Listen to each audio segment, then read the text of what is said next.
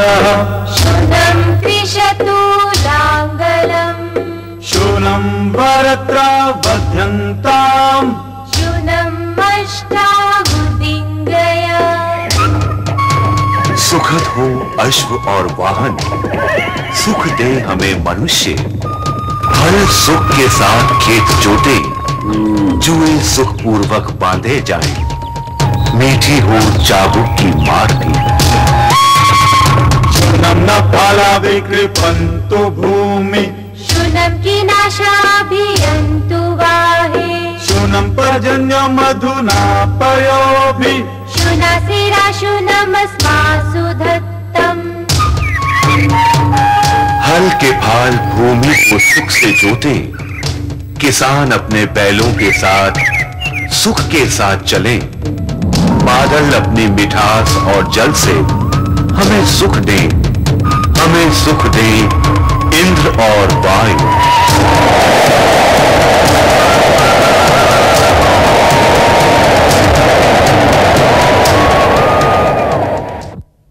सत्रहवीं सदी सन 1605 के बाद का वक्त।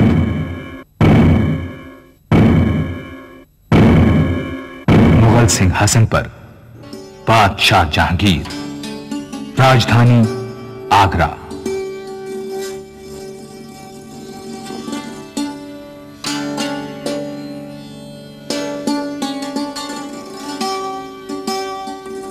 आपके लिए हमारे पास एक नायाब तोहफा है। अच्छा, कहाँ है वो तोहफा नूरजहां बेगम? हमारी मुट्ठी में।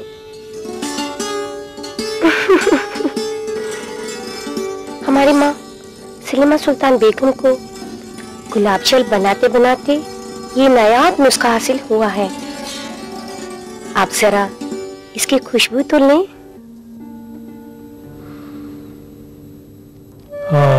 इतनी खुशबू जैसे अभी अभी शबनम से भीगकर ताजा गुलाब ने अपनी पंखुड़ियां खोली हों।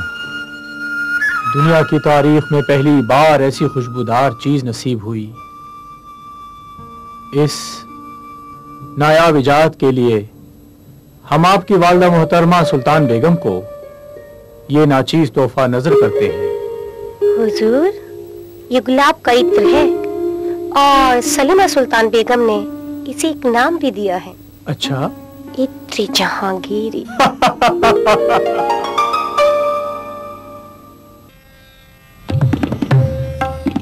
जहांगीर को भी बागों के निर्माण का गहरा शौक था। नूरजहां के पिता और अपने ससुर एतमादुद्दौला के मजार पर आगरा में उसका बनवाया गया बाग इसकी एक खूबसूरत मिसाल है। लाहौर का दिलकुशा, कश्मीर का अच्छबल, वेरीनाग और शालीमार जैसे सुंदर बाग उसने लगवाए।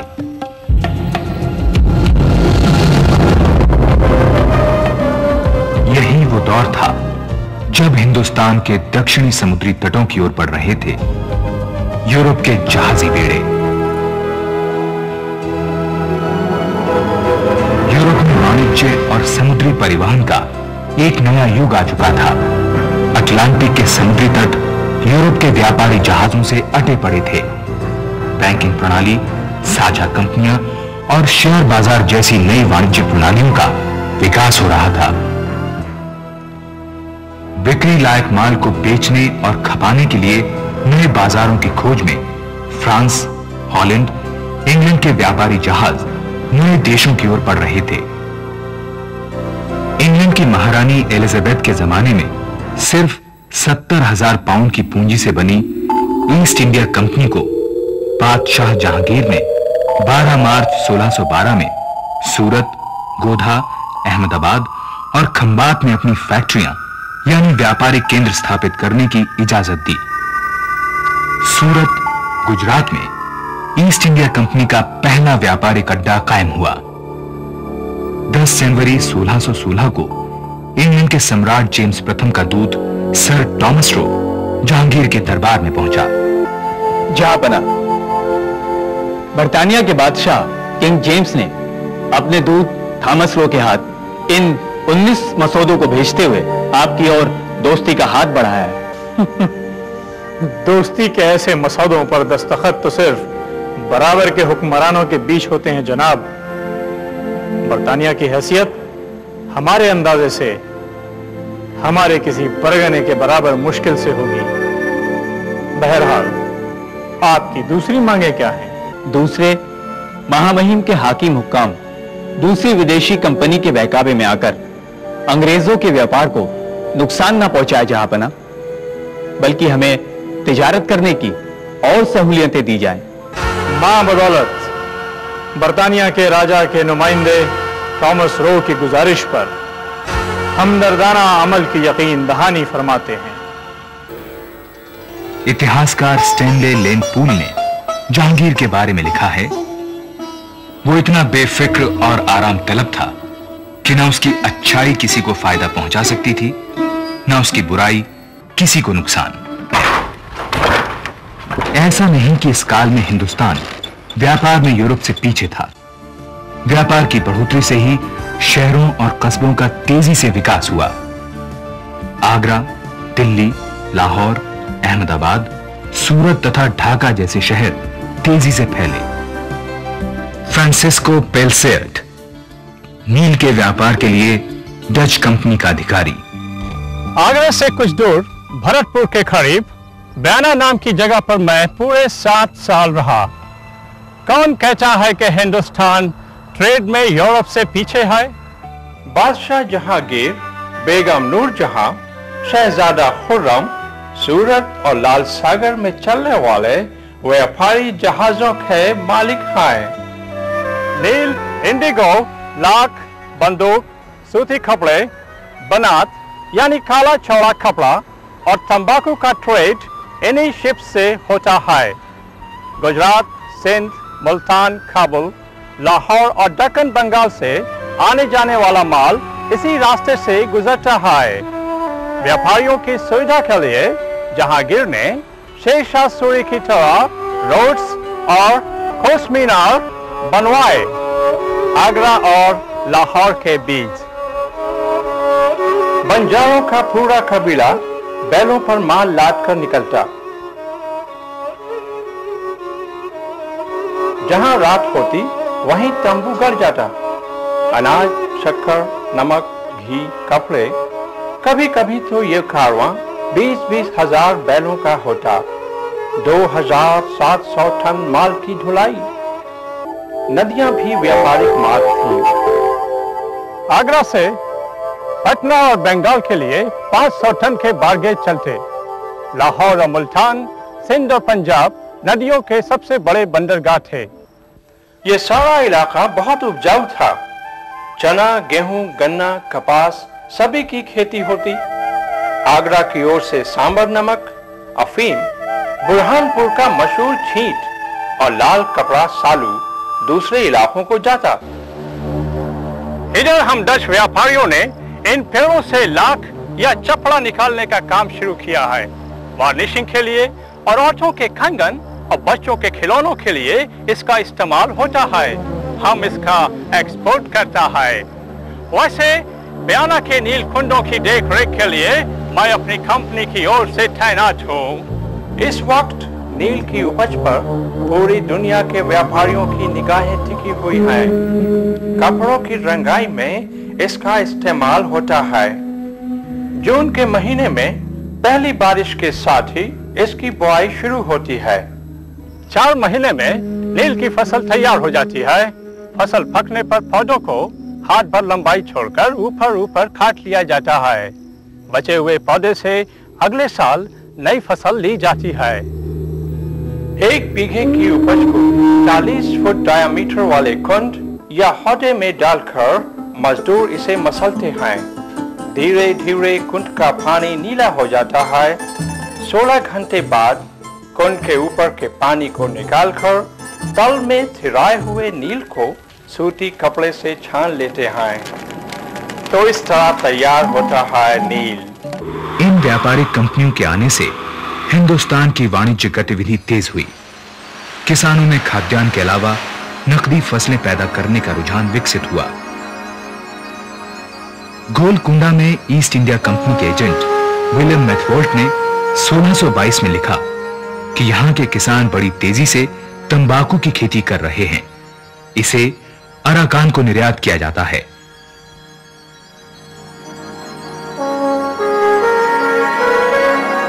मुगल काल में भारत आने वाला एक और यात्री था फ्रांसवा बर्नियर। कितना वक्त गुजर गया इस बीच। जनवरी 1628 में शाहजहां ने मुगल शाही की गद्दी संभाली। एक से बढ़कर एक नायाब इमारतें खड़ी करने का उसे शौक था। जमुना नदी के किनारे लाल पत्थरों से निर्मित आगरे के किले की कोई दूसरी मिसाल नहीं है। जामा जहानुमा मस्जिद पर 10 लाख रुपए खर्च किए गए।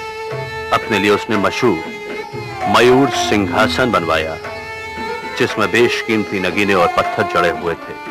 उस पर खर्च हुए 9,09,01,000 रुपए। अपनी बेगम मुमताज महल की याद में बनवाए गए संसार की इस बेजोड़ सफेद संगमरमर की इमारत ताजमहल पर लागत आई लगभग 4,10,00,000 रुपए। और ये आंकड़े उस जमाने के हिसाब से हैं।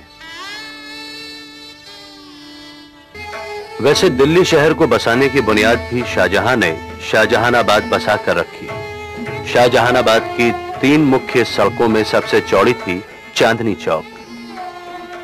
लाल किला भी उसी की देन है।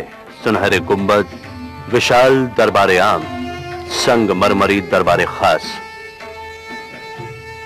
जाहिर है बादशाह के इस खर्चीले शौक का सारा बोझ पड़ता था उन गरीब किसानों पर जो लगान चुकाते थे। खाद्यान्न ही नहीं, बाजार और निर्यात का माल भी पैदा करते थे। नकदी फसलें, कपास, गन्ना, नील, अफीम, तंबाकू, फल मसाले वगैरह को पैदा करना भी उन्हीं का काम था। लेकिन इस व्यापारिक उभार का लाभ भी बंगाल, गुजरात, राजस्थान के अमीर उमरा, जागीरदारों और मनसबदारों को मिलता था। पीटर मुंडी मुझसे पहले यहां आया था। उसका कहना है आगरा के आसपास के इलाके के किसानों से वही सुलूक होता है जैसा तुर्क ईसाइयों के साथ करते हैं। मेरे हमवतन जया तेवर्निये जो 6 बार हिंदुस्तान आ चुके हैं, उनका कहना है किसानों के पास जो दौलत बचती है वो है कपड़े का वो चीथा जिससे वो अपने शरीर का वो अंग ढकते हैं जो शर्म और लिहाज के लिए जरूरी है। जया तेवर्निये ने अपने ट्रैवल लॉग में लिखा था कि हिंदुस्तान के प्रांत वीरान बंजरों में तब्दील हो चुके थे, क्योंकि मनसबदारों और जागीरदारों के जुल्म से डरकर किसान गांव छोड़कर भाग रहे थे। नील कंपनी के डच अफसर पेल्सर्ट के मुताबिक कुछ इलाकों में तो लगान और जमा ना दे पाने वाले गरीब किसानों को बागी करार दे दिया जाता। उनकी बहन बेटियों, बीवी बच्चों को नीलाम कर दिया जाता था। मुगलों में विलासिता और शानो शौकत बढ़ गई थी। एक से एक बढ़कर नायाब इमारतें बनवाने वाले शाहजहां ने सिर्फ कृषि के लाभ के लिए 2 नहरों का पुनर्निर्माण करवाया, लाहौर की हसली नहर और फिरोज शाह द्वारा निर्मित पश्चिमी यमुना नहर। इसकी एक शाखा शाहजहानाबाद तक आती थी। 30 कोस लंबी इस नहर को नहरे शाहाब कहा जाता था। औरंगजेब के जमाने में हालत यह हो गई कि जागीरदारों ने अपनी जमीन ठेकेदारों को बेचनी शुरू कर दी। वजह यह, एक तो किसानों की संख्या और खेती की जोत घट जाने से आमदनी घट गई थी और लगान वसूली में गिरावट आ गई थी। ऊपर से मनसबदारों की संख्या अकबर शासनकाल के मुकाबले अब तिगनी हो गई थी। और दूसरी वजह यह कि जागीरदार खुद अपने भविष्य को लेकर असुरक्षा में जी रहे थे। पता नहीं कब उनसे उनकी जागीरदारी छीन ली जाए। और किसानों का असंतोष फूटा बगावत के रूप में। दिल्ली से कुछ ही दूर मथुरा के निकट तिलपत के जमींदार गोकुल के पीछे हजारों किसान इकट्ठे हो गए। बादशाह औरंगजेब के फौजदार की हत्या कर दी गई। जाटों ने लगान देने से इनकार कर दिया। खूनी झड़पों में शाही फौज के 4000 सिपाही मारे गए। 5000 किसानों की मौत हुई। गोकुल के बाद राजाराम और फिर चूड़ामन ने सन 1707 तक इस किसान विद्रोह का नेतृत्व किया। नारनौल और मेवात के सतनामियों ने भी बगावत कर दी। उन्होंने भी शाही फौजदार को मार डाला। गेरुआ बाना पहनने वाले सतनामी जहर बुझे तीर धनुष लेकर दिल्ली से 16 कोस दूर तक बढ़ आए थे। सन 1660 में उत्तर भारत में वर्षा की कमी, फौजी जंग और जबरिया लगान वसूली से लोग दाने दाने को मुहताज हो गए। 1670 में बिहार में खरीफ की फसलें सूख गईं। अगले साल भी बनारस से राजमहल तक सूखा पड़ा। अकेले पटना में भूख से मरने वालों की संख्या 90,000 तक पहुंच गई। और इसी दौर में 1679 में औरंगजेब ने अकबर द्वारा समाप्त किया गया जजिया दोबारा लगा दिया। महाराष्ट्र में छत्रपति शिवाजी की अगुवाई में मराठों की चुनौती उभरी। तोरण, सतारा, पन्नाला के एक से एक मजबूत किले मराठों के सामने धराशायी होते गए। मराठों के गुरिल्ला हमलों के सामने मुगलों की नियमित फौज को भारी नुकसान उठाना पड़ा। उत्तरी कोंकण से लेकर गोवा की सरहद, पूर्वी घाट और कृष्णा नदी के मिर्च तक का क्षेत्र मराठों के अधीन हो गया। लेकिन जाट, मराठों, सिखों और दूसरी ताकतों के विकास के बावजूद आम किसानों की स्थिति में कोई अंतर नहीं आया। मराठे अपने खर्च के लिए दक्कन, अहमदाबाद, मालवा समेत तमाम सूबों से चौथ वसूलते थे। उनके हरकारे मुकद्दमों और जमींदारों से चौथ मांगते। इनकार करने पर मराठा फौज उस सूबे को लूट ले जाती थी। इसी तरह सरदेशमुखी नाम का कर था। इसका अतिरिक्त 10वां हिस्सा जो मराठा राज्य के बाहर रहने वाले किसान को देना पड़ता था। इसी बीच मुद्रा अर्थव्यवस्था के विकसित हो जाने से राजस्व की वसूली किसानों से नकदी में की जाने लगी। किसान के पास नकद होता नहीं था, इसलिए वो आड़तिये या अन्य विक्रेता से सूद में कर्ज लेने लगा। गांव में बनिए या महाजनी का नया पेशा उभरने लगा। औरंगजेब की औरंगाबाद में मृत्यु के साथ ही मुगल साम्राज्य का शिराजा बिखरने लगा। इस समूचे बिखराव और पतन को चालाक निगाहों से देख रही थी विदेशी कंपनियां। तारीख 23 जून सन 1757। रॉबर्ट क्लाइव की सेना ने प्लासी के ऐतिहासिक युद्ध में सिराजुद्दौला को परास्त किया और बंगाल पर कब्जा कर लिया। सन 1767 शाह आलम द्वितीय ने ईस्ट इंडिया कंपनी को दीवानी का अधिकार सौंप दिया, अर्थात अंग्रेजी राज की स्थापना। सन 1772 में ईस्ट इंडिया कंपनी ने कलकत्ता का गवर्नर नियुक्त किया, एक विद्वान, दूरदर्शी और कुशल व्यक्ति को, वॉरेन हेस्टिंग्स। जैसा कि आप सब लोग जानते हैं, हमने रेवेन्यू और सिविल के मामले देखने के लिए एक सदर दीवानी अदालत और क्रिमिनल केसेस के लिए एक सदर निजामी अदालत बना दी है। लेकिन आज के हमारी मीटिंग एक दूसरे अहम मसले के बारे में है। हमें मुगल एम्पायर का सारा सिस्टम बदलना पड़ेगा। आप सभी काउंसिल मेंबर्स को पता है कि अभी तक खेती की उपज के 3 हिस्सेदार होते हैं, राज्य, जमींदार और रैयत यानी किसान। इन तीनों के बीच एक उचित और इंसाफपरस्त बंटवारा होना चाहिए। मेरी राय है कि रैयत को लगान के एवज में जमीन 5 साल तक के लिए छोड़ देनी चाहिए। हाँ, इससे उसे हर साल बेदखल होने का डर नहीं रहेगा और वो मन लगाकर खेती करेगा। इसके लिए गवर्नर और इस काउंसिल की कमेटी के 4 मेंबर की कमेटी गठित किए जाए जो हर जिले का सर्वे करके इस 5 साला व्यवस्था को लागू करे।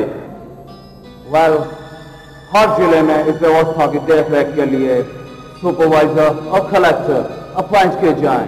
ठीक है, ये सभी सुझाव बहुत अच्छे हैं। इस मीटिंग के मिनट्स तैयार किए जाएं। पैटर्न रोकने के बारे में मेरा एक सुझाव है। बोलिए। जमींदारों द्वारा कलेक्टर को या रैयत द्वारा जमींदारों को दिए जाने वाले किसी भी तरह के भेंट नजराने पर सख्ती से रोक लगा दी जाए। और हाँ, कलेक्टर और उसके मातहत किसी भी सूरत में रैयत को रुपए एडवांस ना दें। ये एक अहम बदलाव था। किसानों को पहली बार जमीन का पट्टा मिला जिसमें लगान की दर और खेती की मियाद स्पष्ट दर्ज थी।